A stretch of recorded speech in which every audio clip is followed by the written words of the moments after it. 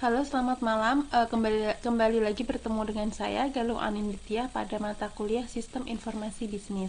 Untuk pertemuan ke-12 pada malam hari ini, kita akan membahas terkait membangun Sistem Informasi Bisnis Workgroup. Sebelum kita memulai perkuliahan, marilah kita berdoa sesuai dengan agama kita masing-masing. Berdoa dimulai.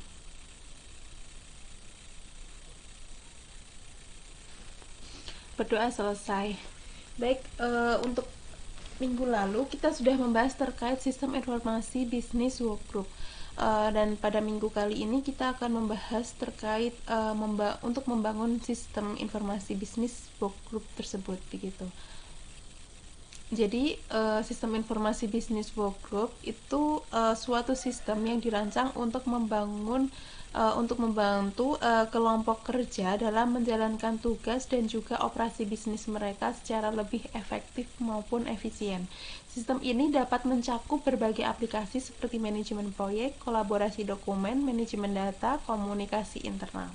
Dalam membangun sistem informasi bisnis workgroup yang sukses itu membutuhkan suatu perencanaan yang matang dan juga implementasi yang tepat, sehingga proses pembangunannya itu dapat melibatkan beberapa tahapan penting yang akan dijelaskan lebih lanjut gitu. Tahap pertama itu merupakan perumusan masalah. Jadi tim pengembang sistem itu harus secara jelas mengidentifikasikan masalah atau kebutuhan yang ingin diatasi oleh sistem yang akan dibangun nantinya. Hal ini bisa dilakukan melalui suatu observasi, wawancara, maupun analisis data yang relevan. Contohnya itu jika tim dapat mengidentifikasi masalah seperti kurangnya efisien dalam proses kolaborasi antar anggota kelompok, kesulitan dalam mengakses data penting, atau kesulitan dalam membantu kinerja pekerjaan begitu. Jadi tahapannya itu dari kita mengidentifikasi dulu masalahnya. Kita perhatikan masalah-masalah yang muncul dalam operasi kelompok kerja itu apa saja. Setelah kita mengidentifikasi, kemudian kita menganalisis penyebab masalah tersebut, dampak masalah tersebut terhadap suatu sistem pekerjaan. Lalu kita rumuskan masalah secara jelas dan juga terstruktur sehingga dapat dirumuskan solusi yang tepat. Kemudian setelah perumusan masalah, kita maju ke penentuan kebutuhan. Tahap selanjutnya kita melibatkan identifikasi dari kebutuhan-kebutuhan yang spesifik yang akan dibutuhkan oleh suatu sistem, di mana kebutuhan tersebut bisa berupa fungsional seperti kemampuan sistem untuk mengelola data, memproses informasi, dan juga menghasilkan laporan, serta kebutuhan non-finansial seperti keamanan sistem, keandalan sistem, dan juga kemudahan penggunaan. Untuk tahapannya itu dari kita menganalisis kebutuhan dulu, melakukan analisis mendalam terhadap kebutuhan fungsional dan juga non-fungsional suatu sistem. Selanjutnya kita menentukan kriteria yang harus dipenuhi oleh suatu sistem informasi seperti tingkat keamanan, kemudahan penggunaan, dan juga keandalan. Kemudian kita memprioritaskan kebutuhan berdasarkan tingkat kepentingannya, sehingga fokus pengembangan suatu sistem itu bisa lebih terarah, jadi sesuai dengan apa yang dibutuhkan. Selanjutnya kita mengevaluasi terhadap berbagai alternatif solusi yang telah tersedia, seperti perangkat lunak, platform, ataupun teknologi yang dapat digunakan untuk membangun sistem tersebut. Evaluasi ini dapat dilakukan dengan membandingkan berbagai alternatif solusi berdasarkan kriteria dan juga kriteria yang telah ditentukan, seperti biaya, kecocokan dengan kebutuhan, dan juga kemudahan dalam implementasinya begitu. Evaluasi ini membantu dalam memilih solusi terbaik yang sesuai dengan kebutuhan dan juga keterbatasan kelompok kerja. Jadi dalam mengevaluasi ini kita memiliki beberapa alternatif, di mana dalam penentuannya pun kita memiliki kriteria, beberapa kriteria dari segi biaya, kecocokan, dan juga kemudahan. Kita pilih sesuai dengan kebutuhan kita dan juga kemampuan kita tentunya. Tahap selanjutnya itu adalah merancang, di mana tim pengembang itu merancang arsitektur sistem, desain antarmuka, alur kerja sistem. Jadi proses perancangan ini melibatkan pembuatan dokumen desain yang mendetail seperti diagram arsitektur dan juga diagram alur kerja begitu. Jadi perancangan yang matang dan terstruktur itu akan membantu dalam membangun suatu sistem yang efektif dan mudah untuk digunakan. Jadi seperti arsitektur sistem. Jadi kita merancang dulu arsitektur sistem yang sesuai dengan kebutuhan dan teknologi yang akan digunakan. Kemudian kita merancang antarmuka pengguna yang mudah dipahami dan digunakan oleh anggota kelompok kerja. Selanjutnya kita menentukan alur kerja dari sistem tersebut yang efisien dan optimal sehingga dapat menyelesaikan tugas-tugas yang ada dengan efektif dan juga efisien begitu. Kemudian kita bisa menggunakan data flowchart diagram, di mana DFD ini merupakan suatu diagram yang menggambarkan alur data dalam sebuah sistem. Jadi diagram ini menunjukkan bagaimana data itu diubah, disimpan, dan juga ditransfer dalam sistem informasi bisnis. Jadi DFD ini membantu dalam memahami alur data dan juga kompleksitas dalam suatu sistem, dan juga dapat membantu mengidentifikasi potensi masalah dan ketidaksesuaian dalam alur data. Jadi DFD ini sangat penting dalam tahap perancangan sistem karena membantu dalam membangun suatu sistem yang efisien dan terstruktur dalam mengolah dan juga mengelola data menjadi informasi gitu.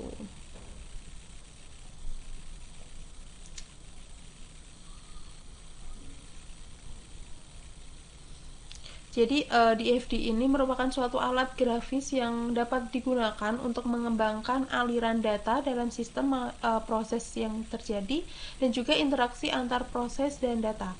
Tujuannya dari DFD ini adalah untuk memvisualisasikan bagaimana data itu dapat bergerak melalui suatu sistem dari proses input ke output, serta bagaimana data itu diproses oleh berbagai komponen sistem begitu. Untuk komponen DFD ini ada beberapa dari proses di mana menunjukkan bagaimana data itu diproses dalam suatu sistem, digambarkan dengan kotak atau lingkaran. Kemudian untuk aliran data itu menggambarkan pergerakan data antara proses, entitas luar, dan juga penyimpanan data biasanya digambarkan dengan panah begitu. Lalu yang selanjutnya itu terkait entitas eksternal, menunjukkan sumber atau tujuan data di luar sistem, digambarkan dengan bentuk persegi panjang. Lalu untuk penyimpanan data itu menunjukkan tempat penyimpanan data dalam sistem seperti basis data atau file, biasanya digambarkan dalam bentuk dua garis paralel begitu. Kemudian yang selanjutnya ada beberapa tahapan pembuatan DFD. Yang pertama dari DFD tingkat 0 atau diagram konteks, di mana diagram ini menunjukkan atau tahapan ini menunjukkan gambaran umum suatu sistem, termasuk entitas eksternal dan juga aliran data utama antar entitas eksternal dan juga sistem. Kemudian yang kedua itu DFD tingkat 1, di mana DFD ini memperinci proses-proses utama dalam suatu sistem dan juga aliran data antar proses. Kemudian ada DFD tingkat 2 dan selanjutnya. Pada tingkat ini menyediakan rincian lebih lanjut dari suatu proses dan juga aliran data untuk masing-masing proses yang lebih spesifik begitu. Ini contohnya untuk DFD tingkat 0 atau diagram konteks, ini saya ambil dari internet ya. Untuk keterangannya itu yang pertama itu tahapan atau proses itu mengakses biodata pelanggan dan juga pendaftaran treatment salon. Yang kedua itu terkait tahapan atau proses melakukan pemesanan atau booking. Kemudian yang ketiga terkait transaksi pembayaran dan juga melakukan rating begitu.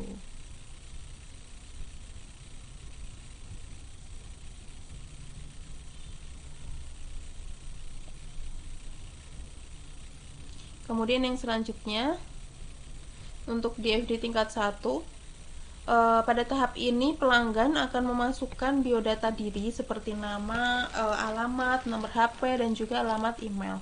Kemudian salon akan menginput daftar treatment seperti potong rambut, perawatan wajah, dan lain sebagainya, dan harganya begitu. Harga yang telah ditentukan sebelumnya. Kemudian sistem akan menyimpan data dari pelanggan untuk memudahkan pelanggan saat melakukan pemesanan. Yang selanjutnya itu admin akan mengakses semua data tersebut ke sistem informasi. Kemudian yang selanjutnya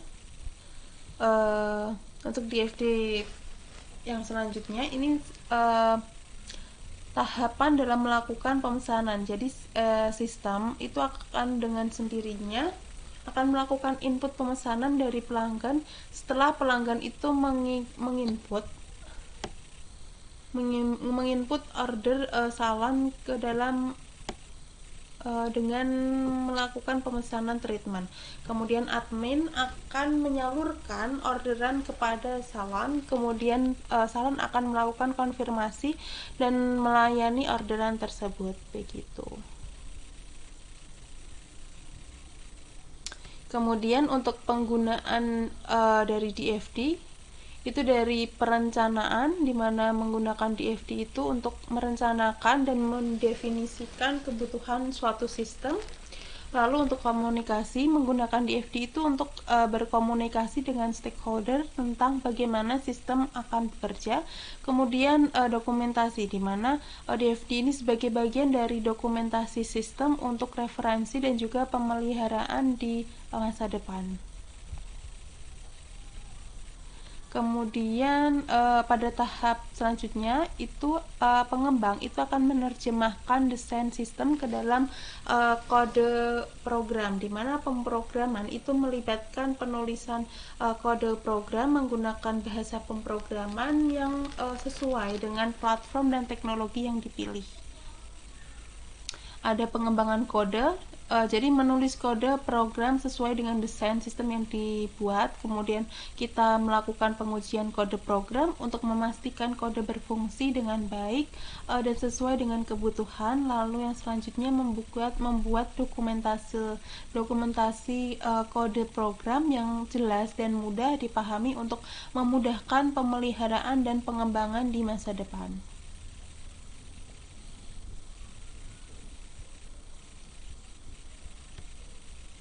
Kemudian yang selanjutnya itu tim pengembang itu akan melakukan serangkaian pengujian untuk memastikan bahwa suatu sistem yang telah dibangun itu berfungsi dengan baik sesuai dengan kebutuhan yang telah ditentukan.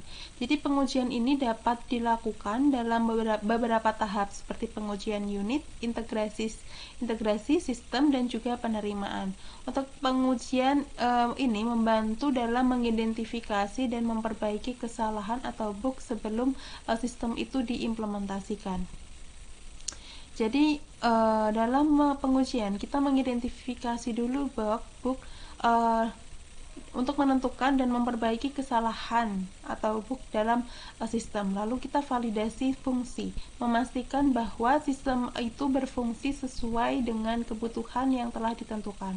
Kemudian kita menguji kinerja sistem untuk memastikan bahwa sistem dalam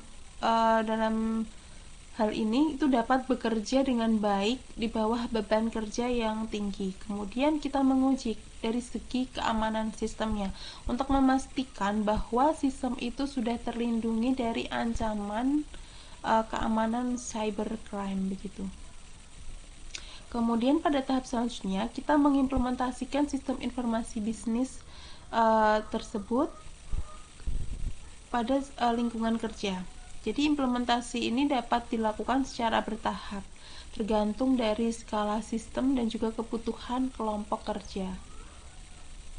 Jadi dalam prosesnya itu melibatkan pelatihan pengguna, lalu migrasi data dan juga integrasi dengan sistem lainnya.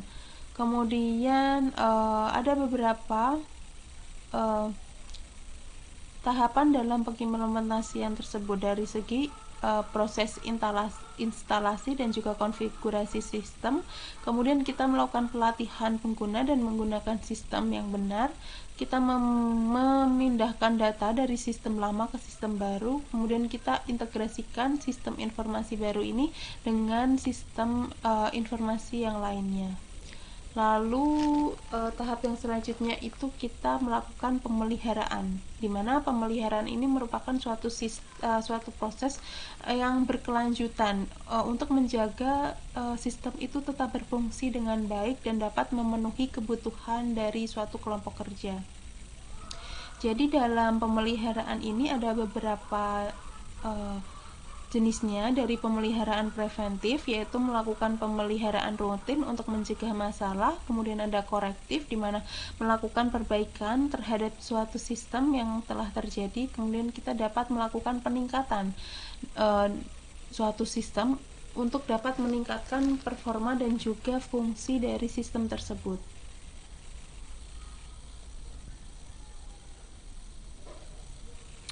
Kemudian dalam pertemuan kali ini kesimpulannya itu dalam membangun suatu sistem informasi bisnis workgroup itu memerlukan suatu proses yang terstruktur, mulai dari perumusan masalah, penentuan kebutuhan, evaluasi solusi hingga perancangan suatu sistem. DFD itu merupakan suatu alat penting dalam perancangan yang membantu dalam visualisasi aliran data dan juga proses dalam sistem. Dengan mengikuti tahapan ini, organisasi dapat mengembangkan sistem yang efektif untuk mendukung kolaborasi, komunikasi, dan juga manajemen proyek di dalam kelompok kerja.